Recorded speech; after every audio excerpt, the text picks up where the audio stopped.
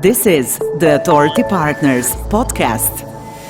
Welcome to the Authority Partners podcast. Due to the current context, we are not in our usual studio today, but we are bringing you this podcast using a collaboration tool. Today, my guest is Ema Borovina, who is director and the co-owner of Creativa. She has been involved in organizational and talent development for over 15 years. Development-oriented, with focus on the concept of excellence and efficiency, is constantly looking for a new way to develop and design effective behaviors. She brings a tremendous amount of professional knowledge and experience to education. So far, she has created and conducted more than 100 trainings in the field of soft skills for employees in a remarkably diverse range of functions in various industries. Ema is specialized in strategic role and development of human resources management function in organizations. Today, we will talk about productivity and work-life balance when working from home. Ema, welcome. Thank you.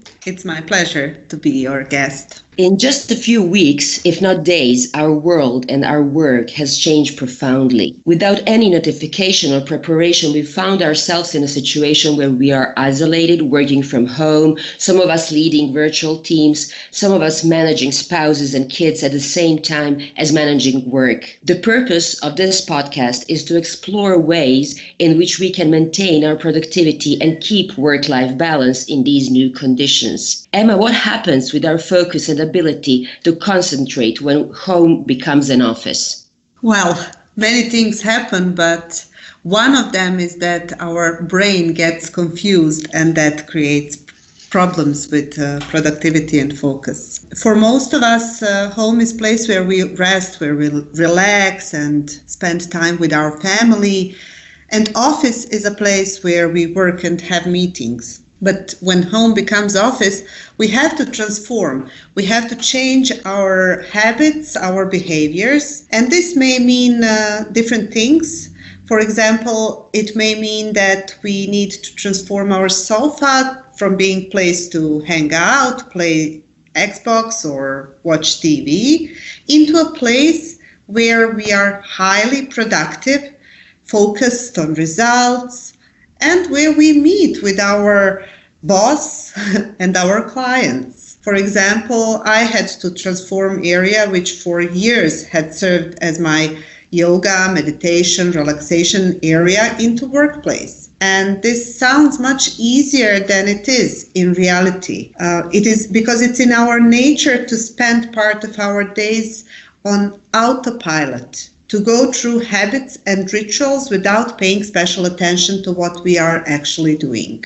When we wake up, for example, we don't think much about our morning routine. We just go through it. This is just the way our brains work. So certain periods of day and certain places simply activate learned behavioral patterns. And that's a great thing about our brain. For example, if you have evening routine, for me it includes reading in bed, just going through it activates sleep mode for you, and you start feeling sleepy, your metabolism slows down, and level of focus goes down. Now, how is this related with what happens with us when our homes become our workplace? In order to work, we need focus and concentration.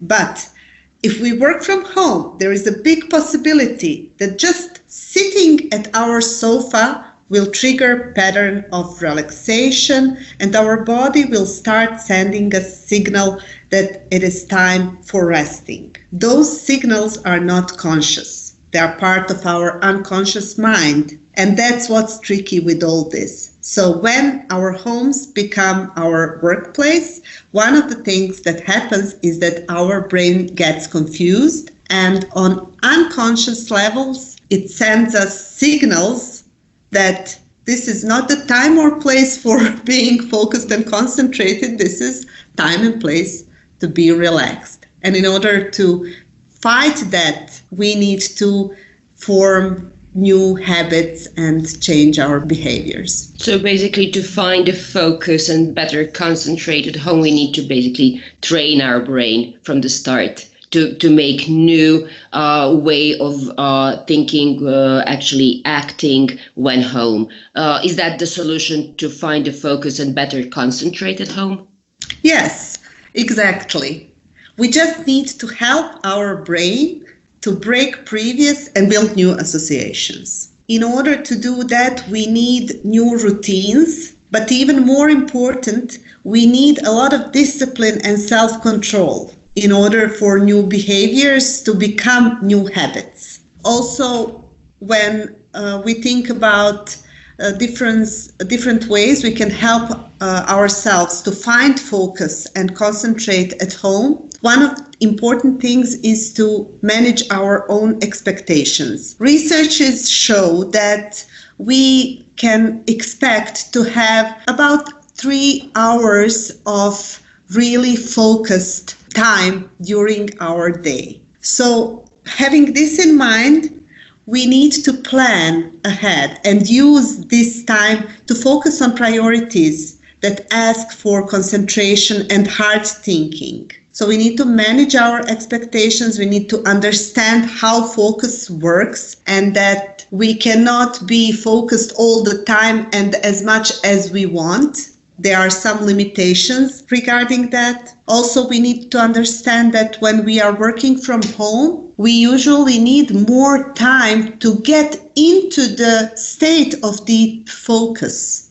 So for something that usually took us 30 minutes, we need to plan more time. We need to plan 45 minutes, for example, because when we work from home, it's harder to get into the state of deep focus. Maybe the time that we used to use to get to work and come back from home, that could be in our minds a time that we are getting into work. Yes, and it's important to allow that to ourselves, not to be frustrated when we feel that we are not as concentrated as we are used to be. Sometimes we put extra pressure on ourselves when we are not as concentrated, as productive as we are used to be. But these are different times, and there are so many factors that affect our productivity. So it's important to allow this extra time to get in a state in which we are ready for hard mental work. Emma, you're a mother of 2 working from home. Can you share some tips and best practices regarding managing kids and work at the same time? I'm sure this is very crucial for many people. Yes, I am a mother of 2, one teenager, she's 13, and a boy who is 8. And both my husband and I, we work very hardly, very actively from home during this crisis. At the beginning, this is one interesting experience that I would like to share with you, and also a rule that we implemented that really works for us. At the beginning, I was very strict about being quiet, and kids couldn't come into my room when I was on call. So I had very, very high expectations from myself about what is professional and what can or cannot be heard or seen during the calls. I applied that to all my calls. And that created a lot of tension within family because we were stressed, both kids and we were all stressed all the time. It was not able for them to follow what I expected them, and I was frustrated because I felt as if I'm not professional enough because of the fact that my kids were somewhere in the background. And then we talked about that, and also I talked a little bit with myself. That's also very important. And we implemented a system of 3 levels of quietness. So there was a first level of quietness where, we have to be mindful of each other during the workday because all 4 of us are working or being at school. But at this first level of quietness, we don't really have to be that careful. And it's okay if you talk in the background or go into the room or something. something else. And this level was for the times when we are not in hard mental work or on some formal meetings. The other level is a level where we agreed that we need to be quiet, the kids need to be quiet, but it's okay if they need us, they can quietly come into the room, say something, ask for something, get something that they need. And those times were for example, this is the time I use when I have some calls with my teammates that are not as formal as some other calls. And there is this third level of quietness. And when we announce that it's third level of quietness, then nobody gets in. I mean, only in high emergencies, kids can come into my room while I'm on call or something else. And I use this level of quietness when I have these very formal calls or when I am recording online workshops or something like that. We are at the level 3. Presently, we are at the level 3 of quietness, and unless something really, really bad happens in kitchen, we shouldn't have any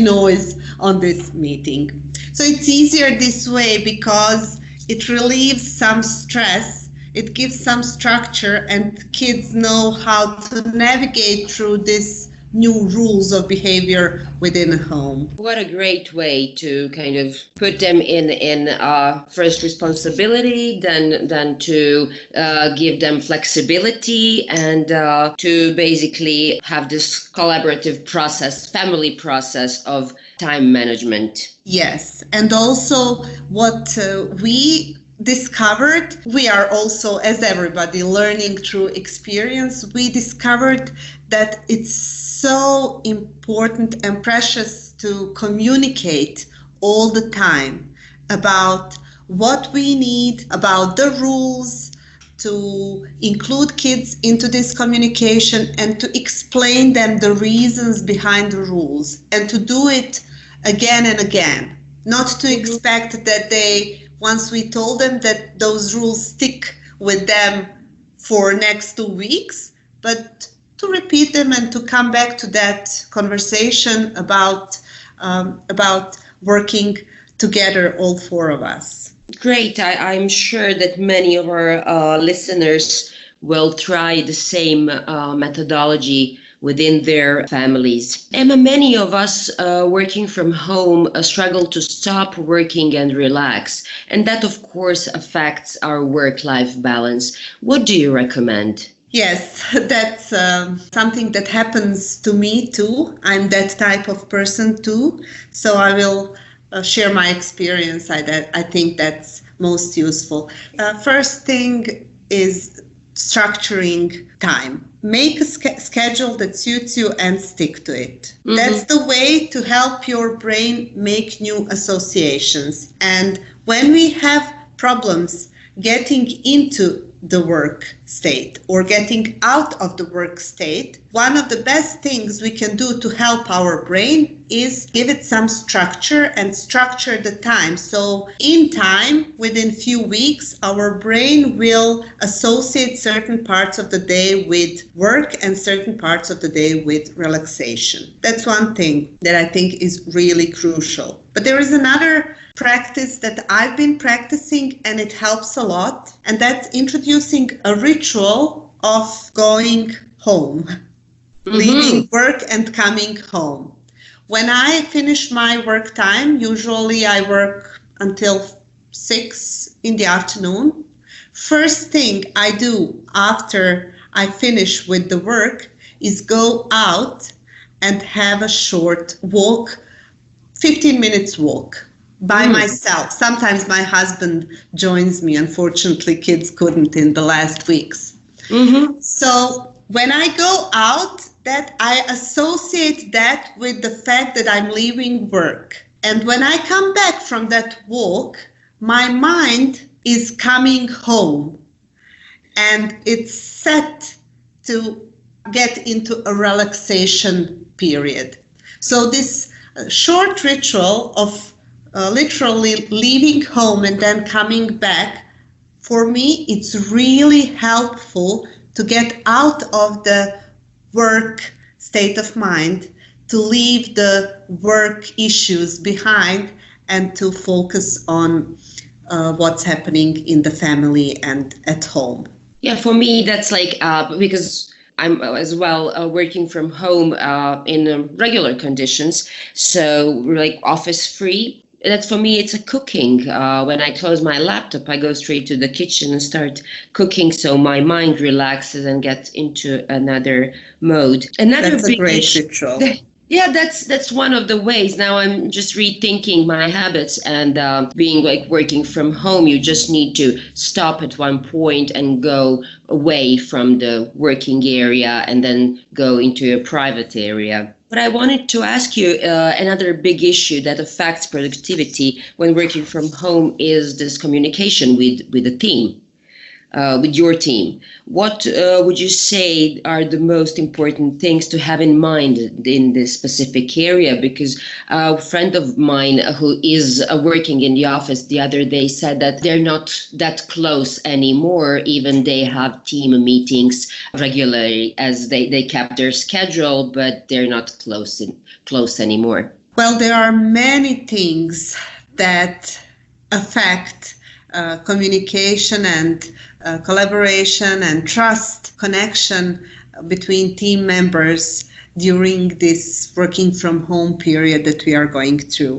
One of them that I would like to mention as very important is from time to time, whatever your office, your team or organizational culture is, from time to time, have meetings where your video is, your camera is on. That really helps. It doesn't have to be all the meetings, but once a week, have a meeting with all team members and turn your cameras on so you can see each other, so you can see the background. That really helps with connection and trust between team members. Another thing that I would like to talk a little bit about is expectations. That's something that's important regardless of whether we are working from home or not, but in these conditions it becomes even more important. So setting and sharing and agreeing upon expectations is crucial. This is about really talking about and expressing your new reality, telling your teammates and your manager about your reality and being very open about it. You want them to know what hurdles you are facing and what you are doing to overcome them and what you need. So there's nothing in our circumstances that we should be ashamed of, or we should feel that this is not appropriate topic to talk about with my teammates or my boss. For example, the fact that I have a 2-year-old around me at certain periods a day and that I cannot change nothing about that. So those are the things that we need to talk about. Also to talk about working time, for example. What times will we be working? How flexible can we be? Just to try to find win-win for ourselves and for our team. I can tell you about one example from Creativa. So we in Creativa at the very beginning of this crisis agreed to make the best effort to save 10 to 12 for our team meetings, video calls, and all the activities that need instant response for other team colleagues. And the rest of the day is reserved for more focused time or activities that we work on individually. So 10 to 12 in our team is synchronized time.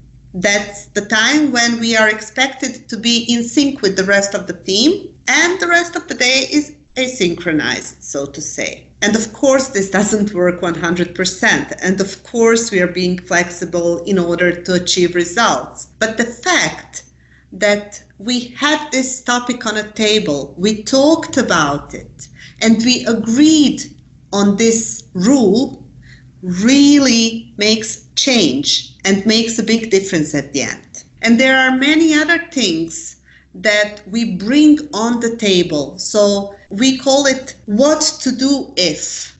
From time to time, some of us gets confused. What do I do when I need to get in touch with a team member and he is not online? I cannot get in touch with him. Or what if somebody from my team wants to get in touch with me and I'm not online? So instead of contemplating or making some assumptions about what is right or what's not right to do in those situations, the best thing is to talk about those what ifs with your boss and with your teammates. So just bring it to the table at one of the next meetings and talk about it and agree upon certain behavior, certain rule that suits you all. That really helps for team members to feel more comfortable, not to feel guilty, it helps with different misunderstandings that happen when we do not work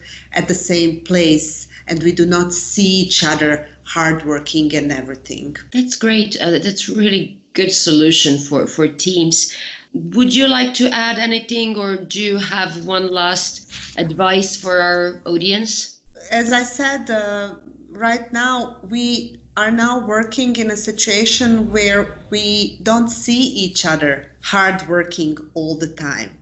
So in remote environment, when you are not sure what somebody is doing or why, it's quite easy to make assumptions. So my advice would be, in difficult conversations or conflicts that we, of course, get into with our teams remotely, as we did when we were working from office, assume misunderstanding over bad intentions.